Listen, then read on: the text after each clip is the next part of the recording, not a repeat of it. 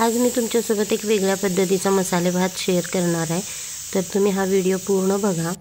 ही माझी पद्धत आहे बनवायची। तर चला आपण इन्ग्रेडियंट्स बघून घेऊया। इथं मी तांदूळ घेतलेले आहेत।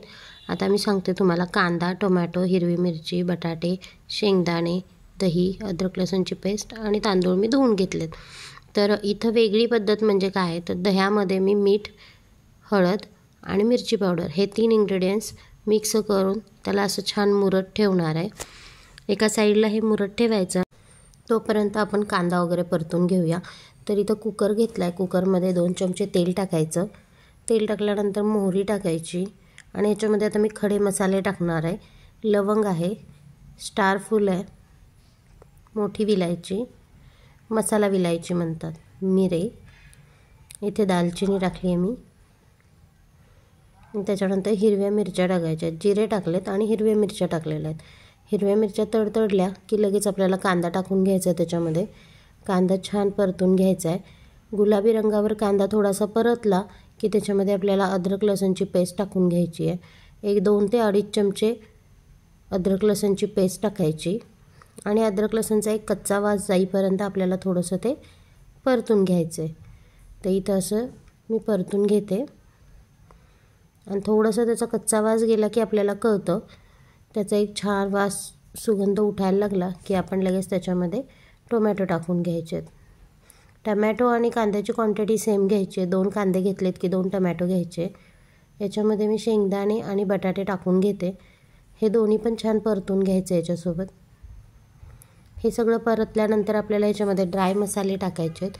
ड्राय मसाल्यामध्ये आपण वापरणार आहोत गरम मसाला, किचन किंग, बिर्याणी मसाला आणि हे काळं तिखट आहे थोडंसं, हळद। हे सर्व एकत्र करून छान परतून घ्यायचं। हे परतल्यानंतर आपण इथे मीठ टाकूया थोडंसं, आणि मीठ अगोदर आपण दह्यामध्ये टाकलेलं आहे तर ते लक्षात ठेवायचं आणि त्या हिशोबाने मीठ टाकायचं। नंतर थोडीशी कसुरी मेथी टाकायची। याच्यामध्ये मेन इन्ग्रेडियंट्स आहे कसुरी मेथी, त्याच्याने भाताला एक खूप छान चव येते। तुम्ही एकदा ट्राय करून बघा। इथे मी गॅस बंद करून घेतला आहे। गॅस बंद केल्यानंतर दह्याचं मिश्रण आपल्याला याच्यामध्ये एकत्र करायचं आहे।